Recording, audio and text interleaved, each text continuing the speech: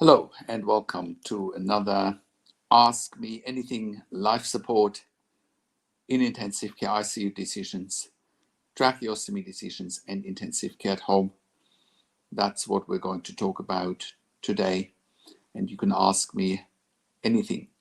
So thank you for joining this call, and also thank you for any viewers that watch this on replay, because I know there's always quite a lot of viewers watching this on replay.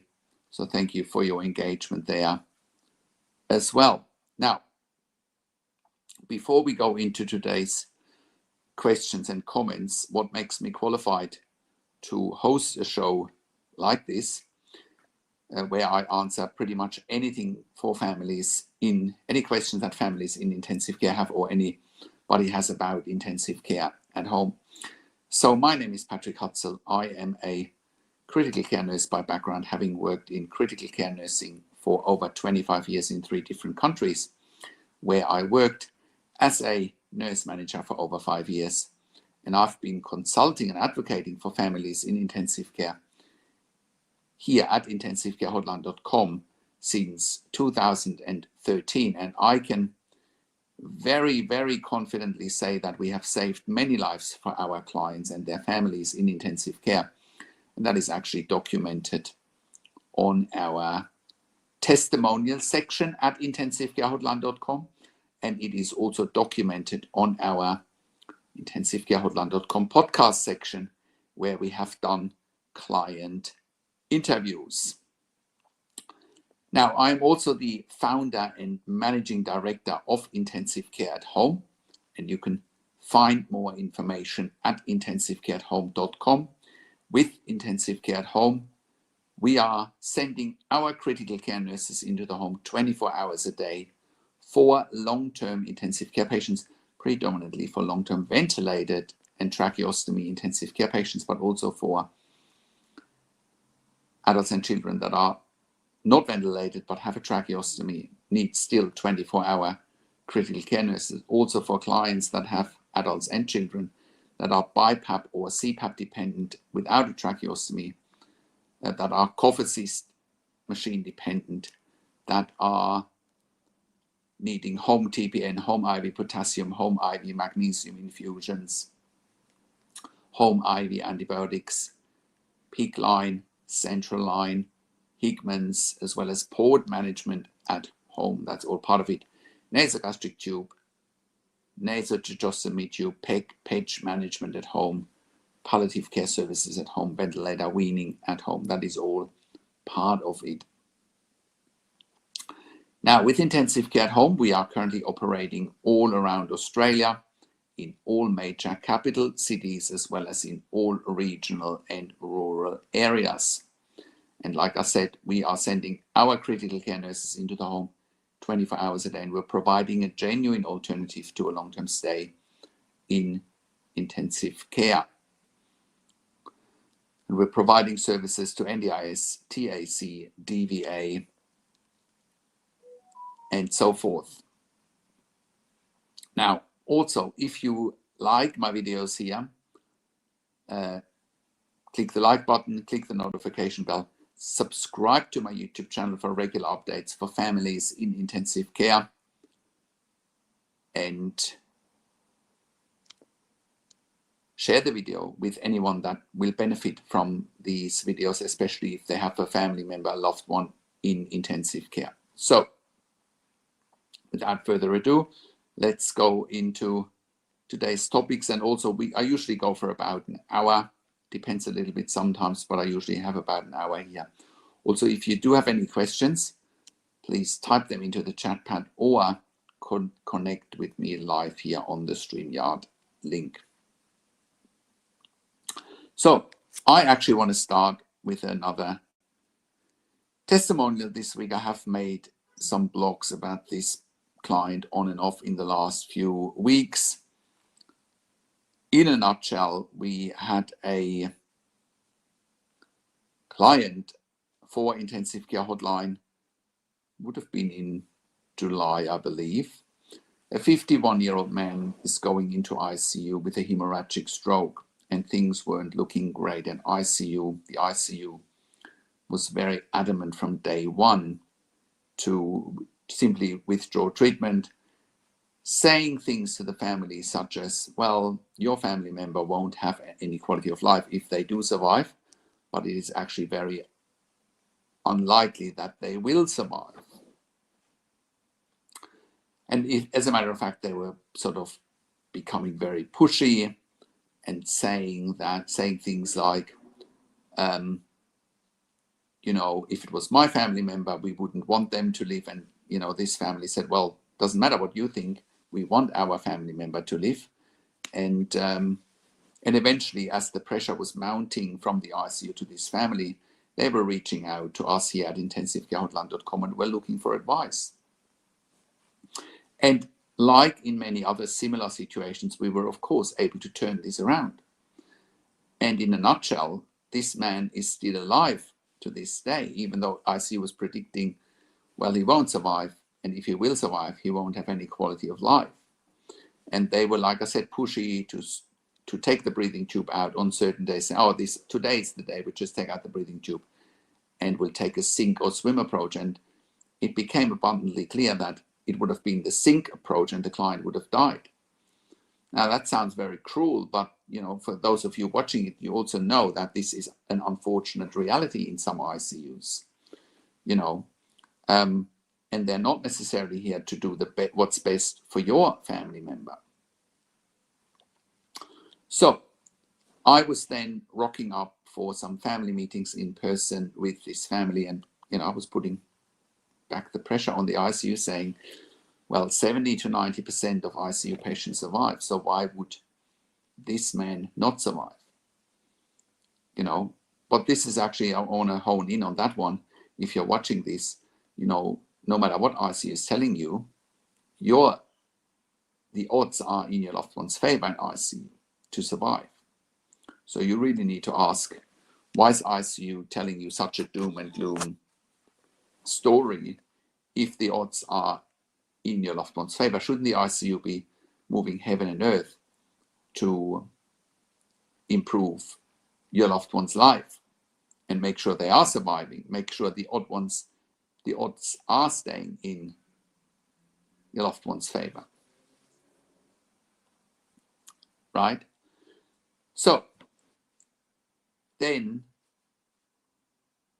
the next thing that I did there is educating the family on a tracheostomy as an option. So this particular family had no idea that a tracheostomy would be an option to prolong this gentleman's life, to buy him time to hopefully wake up, improve, you know, and recover. So the ICU was conveniently sweeping under the carpet that a tracheostomy might be an option, right? And once I explained to them that a tracheostomy should be an option, and they were presenting that to the ICU team, they were saying initially, oh, he wouldn't be a candidate for a tracheostomy. What a whole lot of rubbish. But, you know, in the end, of course, we succeeded in advocating successfully for a tracheostomy, and the client then ended up with a tracheostomy instead of an end-of-life situation that the family simply didn't want. The first thing that you need to ask yourself is, when you have a family member in a sort of similar situation, the first thing that you need to ask yourself when ICU is becoming pushy and wanting to withdraw treatment, the first thing that you need to ask yourself is, where's the rush? Where's the urgency to kill your family member? Why is there no urgency and bias to help them survive and improve? If you don't ask those very questions, you've already lost. again, where's the rush? Where's the urgency to kill someone? Well, I can tell you the answer to that. The rush and urgency is always that ICUs are under a lot of pressure from a bed management point of view. They need the beds, they need the staff, they need equipment, they need the resources, because they've got plenty of other patients knocking on their doors, right? That is one of the main reasons. I've worked in ICU for 20 years in 3 different countries, and it's the same everywhere, right? So you've got to read between the lines, folks. You've got to read between the lines. You have to look at it for what it is. It's not wishful thinking. It just is. If you find yourself in an impossible situation, you don't need the muscles of Hercules. You don't need the mind of an Einstein. You don't need the reflexes of a Grand Prix driver. You simply need to know what to do. You simply need to know what to do, right? Because those situations present themselves out of nowhere. You weren't researching last week, oh, what if my family member goes into ICU next week? You're not doing that, understandably. But now that you're here, and now that you're watching this, now you understand this can hit anyone out of nowhere. And then it's simply a case of knowing what to do and how to turn the seemingly impossible around. And I encourage you to have a look on our testimonial website at intensivcarehotline.com, our testimonial section, what our clients say. And I encourage you to watch some of our client interviews at intensivcarehotline.com on our podcast section. So you can actually verify that, we have saved so many lives with our intensive care insights, with our consulting advocacy, just understanding intensive care inside out, just understanding how ICUs operate, just understanding about patient and family rights, because ICU would want to make you believe you have no rights, right? Don't believe that for 1 minute. You have rights. You just need to exercise them.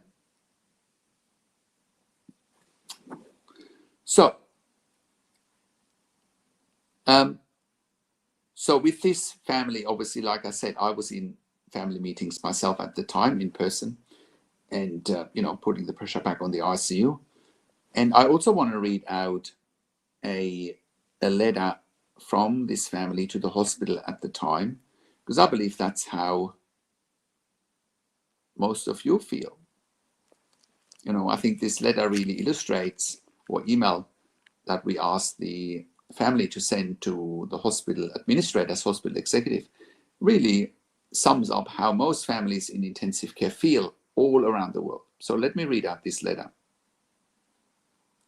Dear hospital executive, my name is such and such, and I write this letter on behalf of my sister-in-law, such and such, and our family regarding the treatment and communication we have received in relation to my brother, who is currently in the intensive care unit at X hospital. We are deeply concerned about the overall approach and lack of empathy shown by some of the ICU staff and doctors. Within just the 2nd or 3rd day of my brother's admission, discussions were already being held about the possibility of ending his life. Again, where's the urgency to kill someone? The email continues. These conversations were presented with an overwhelming focus on the negative, painting a picture of paralysis, no speech, no mobility, without even an ounce of hope or balance. We were confronted with the question, do you think your brother would want to live like this? This line of questioning was distressing and frankly premature, especially considering the emotional state of our family at that time. This experience left us feeling uncertain, insecure, and unsupported. As a result, I felt compelled to engage a private ICU nursing consultant to help interpret the medical situation and provide clear, independent advice, something we believed should have been delivered with more transparency and structure by the hospital team. When she's referring to the independent nursing ICU consultant, that's obviously myself and my team that she engaged, her and her family engaged, I should say. To this date, medical updates have only been provided during ad hoc meetings without any agenda or adequate preparation, which places significant strain on our family. This lack of structure and consistency has made it very difficult for us to stay fully informed and involved in the client's care, in our brother's care. As a result, I will be seeking direct access to my brother's medical information through the appropriate channels, including a freedom of information request to ensure we have a comprehensive understanding of his condition and care. We understand and accept the severity of my brother's brain injury, and we do not take lightly the reality of what his future life might entail. However, the decision regarding my brother's care, especially around life-sustaining measures, is one that rests with his wife and immediate family. We ask that this be respected at all times and that my brother's time in the ICU be guided by a commitment to preserving life and ensuring his comfort rather than overshadowed by defeat and negativity. Let me just repeat that because I know that's how a lot of you feel. We ask that this be respected and that my brother's time in the ICU be guided by a commitment to preserving life and ensuring his comfort rather than overshadowed by defeat and negativity. Because that's, when families call us here at intensivecarehotline.com, that's what they're reporting to us. Overwhelming negativity, doom and gloom. Their loved ones are going to die. And even if they were survived, they have no quality of life and all this doom and gloom nonsense. But, I'll come to the happy ending of this story. So the email continues. Furthermore, I wish to raise a formal request regarding the use of light therapy in my brother's room. I have conducted thorough research and provided evidence, including websites and studies, which outlines the benefits of red light therapy in supporting neurological recovery, calming inflammation, and improving overall well-being. It is a non-invasive therapy and could offer some comfort and healing, however minimal. We have been advised that this may not be permitted in Peter's room, but no clear reason has been provided. We respectfully ask that this decision be reconsidered with an open mind, particularly as we explore every possible avenue, both medical and holistic, to support my brother's healing journey.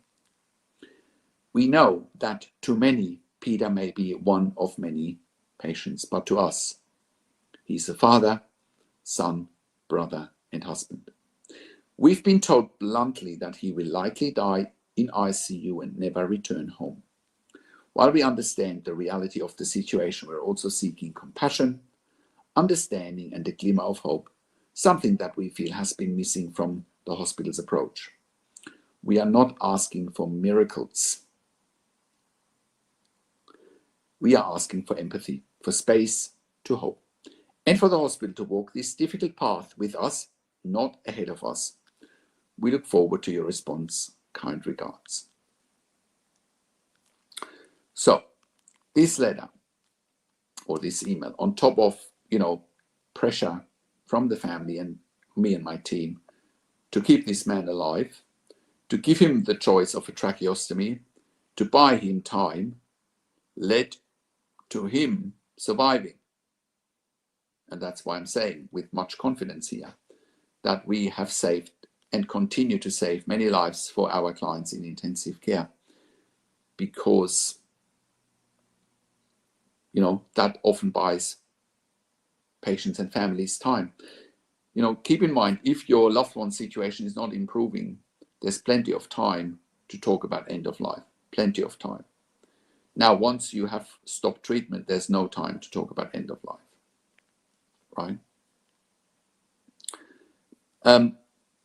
Now, fast forward, I have been staying in touch, obviously, with the family, right? And they have been saying that he has been improving, right? That a few weeks ago, he was starting to mouth words, even with the tracheostomy. That is someone who was meant to die. So then also on that note, given that ICU told them, oh, he's going to die, also on that note, you have to question the ICU team's clinical judgment. Or, are they staying in control of the narrative because they want to be in control of the ICU beds? And I can tell you that's what they do, right? And a couple of weeks ago, when I spoke to the patient's brother, he said that he's been mobilized daily. He pulled out his nasogastric tube. That's a good sign, right? He had some ice cream. He has his eyes open every day. He needs some regular tracheostomy suction. And, you know, that was progress in and of itself. Now, spoke to the brother again a couple of days ago, and here's his text to me when I asked him how is his brother doing. He says, my brother is doing great. He has been moved to the stroke ward. They removed the tracheostomy a few days ago, and within a week or two should start his rehabilitation. Now I can tell you what my response to that text was. I said, he's coming back from the proposed deathbed from the almighty ICU doctors. Now, with all respect, I've worked with plenty of ICU doctors over the years, no ill will to any of them. But the bottom line is how this ICU presented themselves to the family was, well, they know it all, they've seen it all, and they know exactly the outcome, and the outcome was death. Well, without the advocacy that was needed, this client would be dead by now. They would have extubated him, and he would have died a horrible death with an aspiration pneumonia because at that stage, he wasn't able to protect his airway. Now, to top this all off, the client sent me pictures from his brother, or of his brother, and they've got a picture, 2 pictures there where the whole family is in the picture, and he's in a wheelchair, but he's got his eyes open, you know, and clearly he's aware of his surroundings. Now, compare that to letting someone die after 2 or 3 days,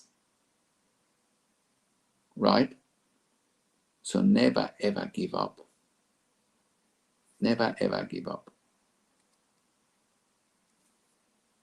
Right? So it's another testimony that, you know, you can never give up. You know, you always need to fight the good fight. And, you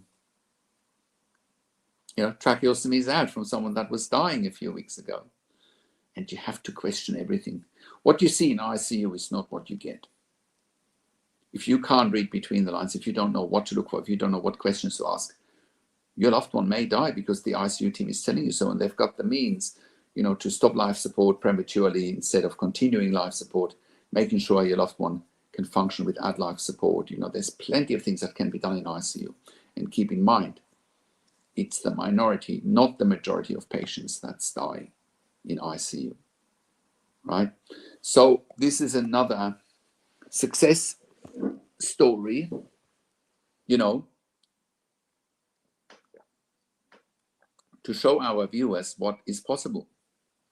Now, it is early days, and this family is still in the midst of, you know, making sure their loved one keeps improving. But I hope that one day I can get them on a podcast here as well. So then let's look at other testimonials that have come in.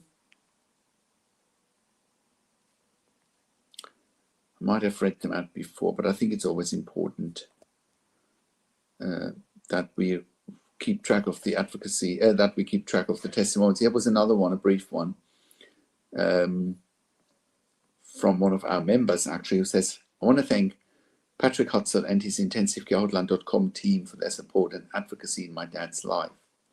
Being able to communicate with your team when I needed clarity while things were unfolding, the team didn't leave me unanswered, even though it was through email. You were right there.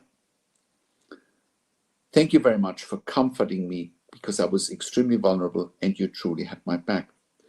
Again, I want to thank each and every one of you for being the voice when we needed you all the most. I thank you for being here in these difficult times in our life. We love you, Patrick, and your intensivecarehotline.com team. And thank you for this testimony from one of our members. We really appreciate it because, you know, we're here when you need us. I also have another testimony that came in this week where another client says, "Hi Patrick, my mum passed away peacefully at age 93. Her heart just stopped. We miss her dearly, but I wanted to let you know how much we appreciated your guidance throughout the process. I have no doubt that the advice from you contributed to the outstanding quality of care she received at all hospitals, which definitely prolonged her life. Tracheostomy, your advice, bought us additional time, as I had done everything possible I could have done for her, and God did the rest. Thank you so much for everything." Now, when I say we saved many lives, that is absolutely accurate. But, sometimes it's also a case of simply buying time, and making sure your loved one can have an end-of-life situation on their terms, on your terms, not on the ICU's terms or ICU timelines, which is often to free up the beds. Don't do that.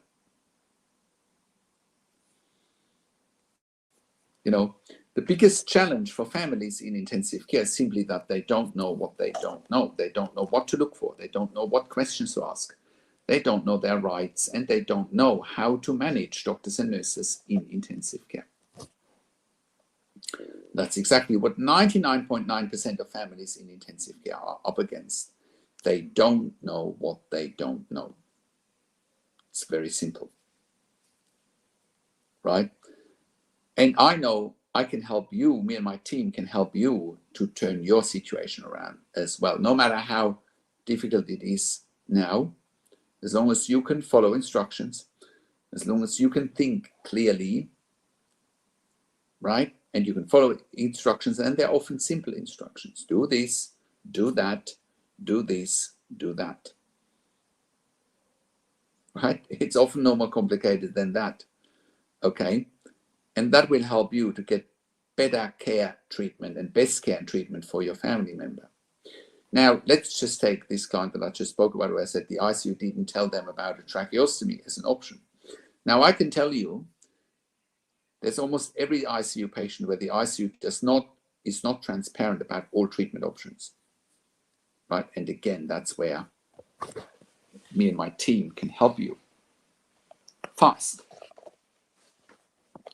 Very fast, as a matter of fact. Right? So keep that in mind at all times. So, what questions do you have? What questions do you have when you have a family member in intensive care? Let me know in the comment section, or connect with me live here on the StreamYard link. Now, other questions that we've answered throughout the week, and one question that is coming up quite frequently is, can a tracheostomy be reversed? What families in intensive care must know? So let's look at this. So one of the most frequent questions I get from families in intensive care is, can a tracheostomy be reversed? The short and simple answer is yes, a tracheostomy can often be reversed. But whether it can be removed or not depends on your loved one's overall condition, their ability to breathe independently, and their ability to protect the airway. Let's break this down. Why is a tracheostomy needed in the first place? A tracheostomy is usually performed when a patient needs prolonged ventilator support beyond 7 to 14 days of intubation. If there are difficulties weaning off the breathing tube, the airway needs protection because the patient can't swallow safely. Long-term access for airway management is required. So when can a tracheostomy be reversed, which is also known as decannulation? So the reversal is called decannulation, removing the tracheostomy tube once it's no longer required. This is possible when, number one, your loved one is off the ventilator or very close to coming off. Number two, they can clear secretions and cough effectively. Number three, they can swallow safely without aspiration. Number four, they're medically stable to maintain their own airway. And how does the process work? Decannulation is rarely immediate. It usually involves weaning trials off the ventilator, using a speaking valve or capping the tracheostomy to test tolerance, close monitoring by ICU or step-down unit teams. If your loved one passes all of these trials, the tracheostomy can often be reversed successfully. So let's look at when a tracheostomy cannot be reversed. In some cases, the tracheostomy may be permanent, for example, if your loved one has severe neurological injuries, spinal cord injuries, progressive neuromuscular disease, ongoing need for long-term ventilation, or ongoing need for a long-term tracheostomy. When the ability to swallow is no longer there, or temporarily not there. But here's the good news. Even if the tracheostomy cannot be reversed, your loved one doesn't need to stay in ICU long term. This is where intensive care at home comes in. At intensive care at home, we provide specialist services that allows long-term ventilated and tracheostomized patients, adults and children, to go home with 24/7 intensive care nurses. It's a far better alternative than being stuck in an ICU or somewhere long-term in a hospital, rehabilitation, whatever the case may be. Families get quality of life and patients get the dignity and comfort of being cared for at home with intensive care at home. And I encourage you to check out intensivecareathome.com for more information there. So what's the bottom line here? The bottom line is that a tracheostomy can often be reversed, but it depends on the individual situation. And even if it can't, there are still options beyond intensive care. Don't let the ICU teams push you into decisions without exploring all possibilities. Let's look at the conclusion and the call to action. If your loved one is in intensive care with a tracheostomy and you're unsure whether it can be reversed, or if the ICU is telling you it can't, reach out to us at intensivecarehotline.com and we can help you guide from there. Right?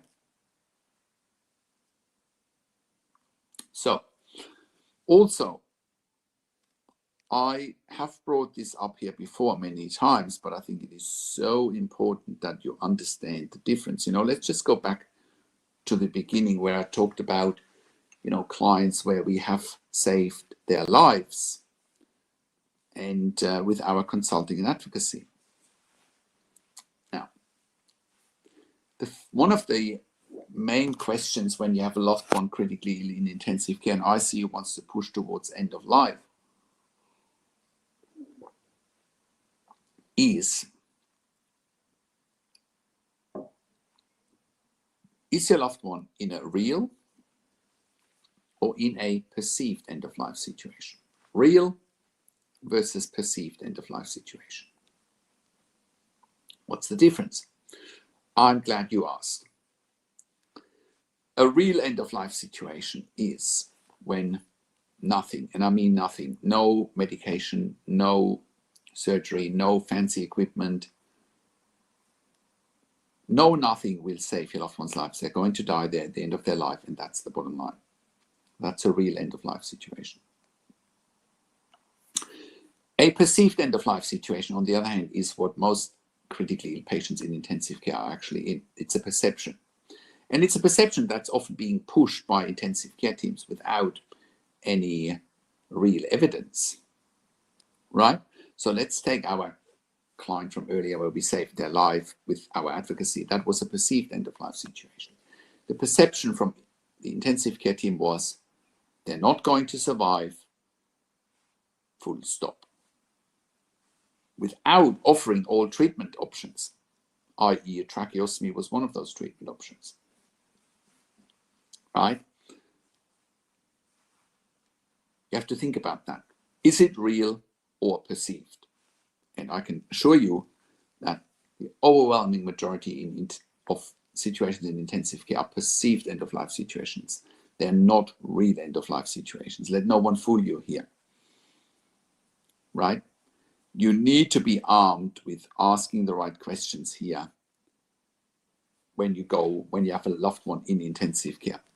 If you don't know what questions to ask, you will be fighting an uphill battle. That is the bottom line. right? ICU teams might walk all over you. I've seen it, unfortunately, right? So think about that. What's the agenda in ICU? Is it always to help your loved one? No, the agenda is to save money, to free up ICU bed space for the next patient. That, unfortunately, is often the agenda, you know. And I wish it was different. I wish it was different, but it's not, you know. And you just got to look at reality for what it is, not for what you want it to be,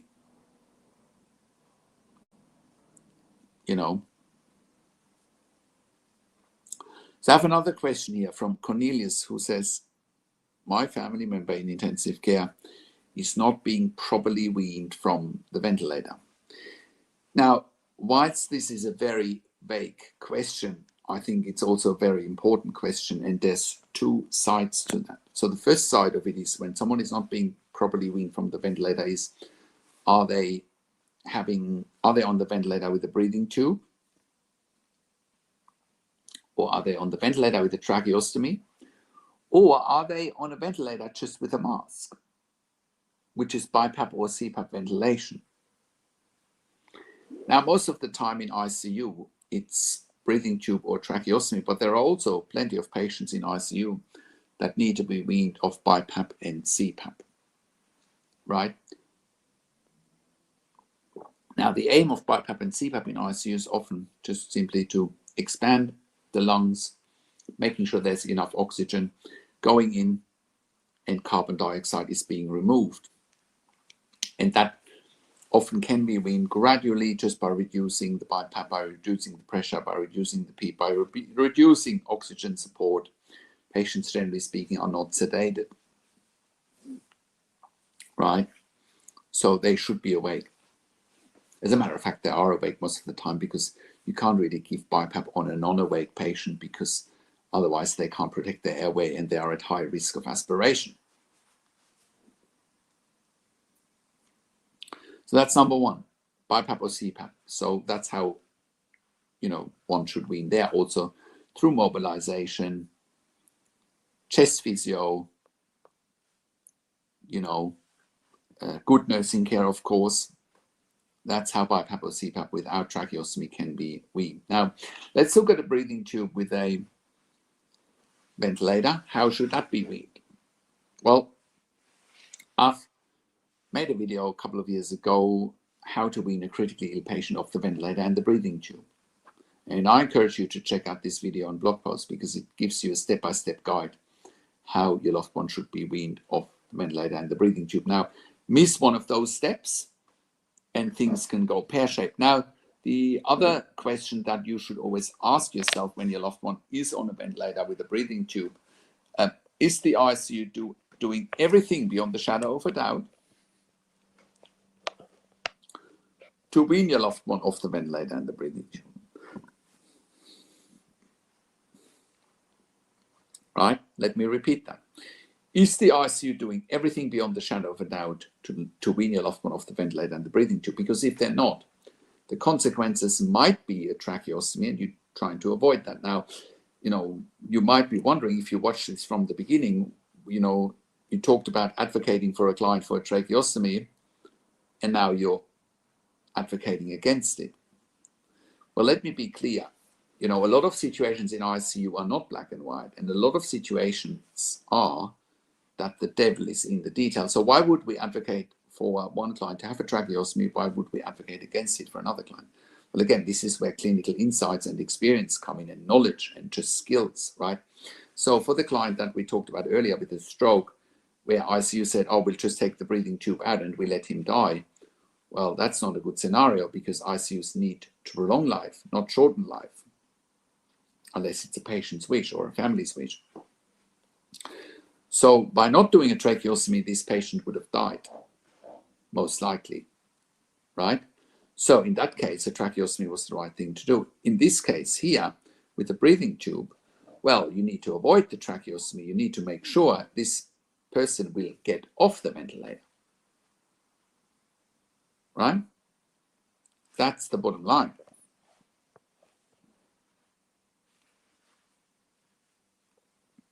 Right? So, the question here is, for a patient on a ventilator with a breathing tube, what are you doing to avoid the tracheostomy? What are you doing to get my loved one off the ventilator and the breathing tube? Show me beyond the shadow of a doubt. Right? There's weaning protocols, experienced people like myself can talk you through it step by step, what they need to do. And I can see very quickly whether they're doing the right things or not.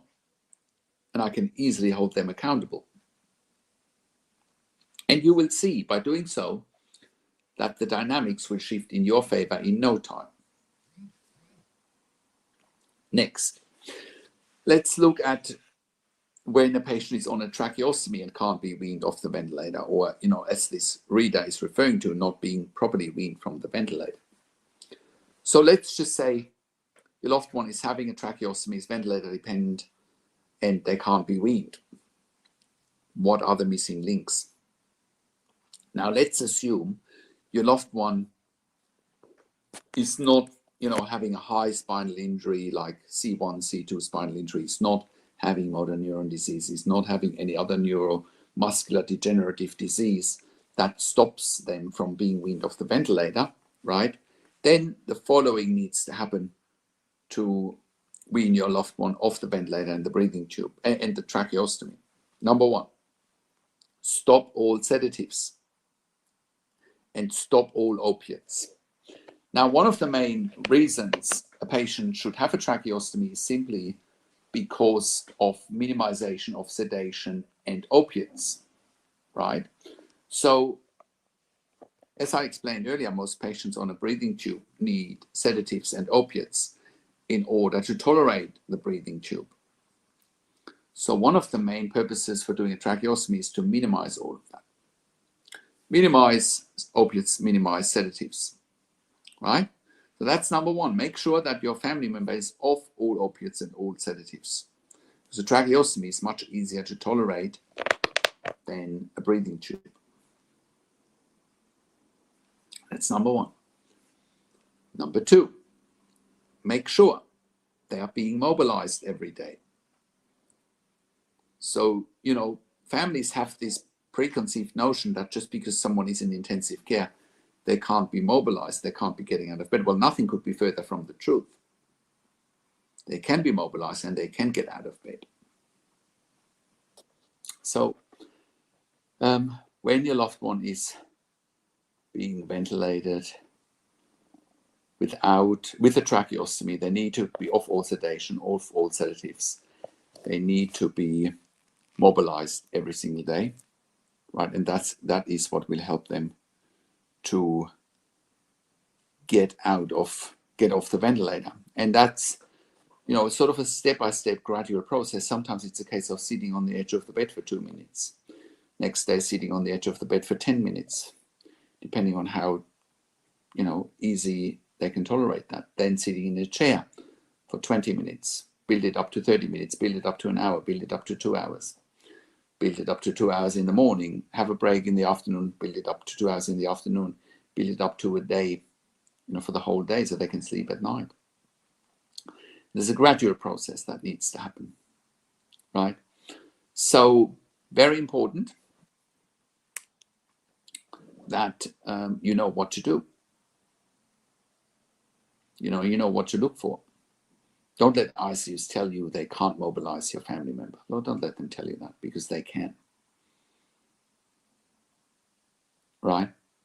Don't let ICUs tell you they can't wean your loved one off the ventilator. Right? They can. They have the skill.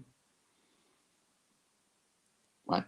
Now, there are situations where, your loved one might be so deconditioned, they might be so weak that it takes time, or it might not be possible. There are those situations. But if that's the case, then, you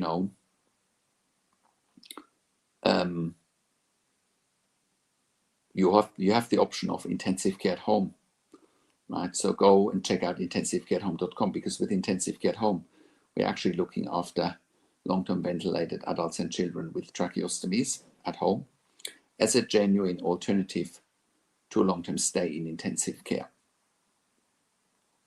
right? And that's when you can get help at home. Now, who's going to pay for it? I know you'll ask that question. So it depends where you are, right? But you got to look at basic economics here. Now, basic economics are that an intensive care bed costs between $5,000 to $6,000 per bed day. Doesn't matter whether you're in the US, Australia, UK would be obviously in British pounds. You know, with intensive care at home, it's half of that cost. No brainer. Because where do you want to be? Do you want to be at home or do you want to be in the hospital? Now, I've talked about ICUs needing beds today at length. So what does ICU want? ICU wants an empty bed. It's a win-win situation. It is a win-win situation. Very simple. But everyone's winning by doing so. But to come back to how is your loved one being weaned off the ventilator properly, it's also a case of reducing ventilation settings, right? And I can guide you by, if I know the ventilator settings, I can guide you what they should be doing with that. Been there, done that in 25 years of ICU nursing, right? So I can walk you through it step by step what they should be doing. And if they're doing it, right? Because you don't know what you don't know.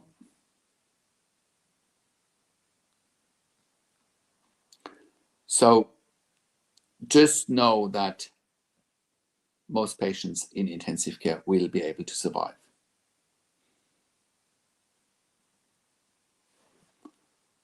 Right? So,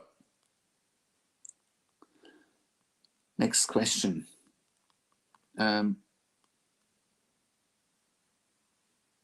From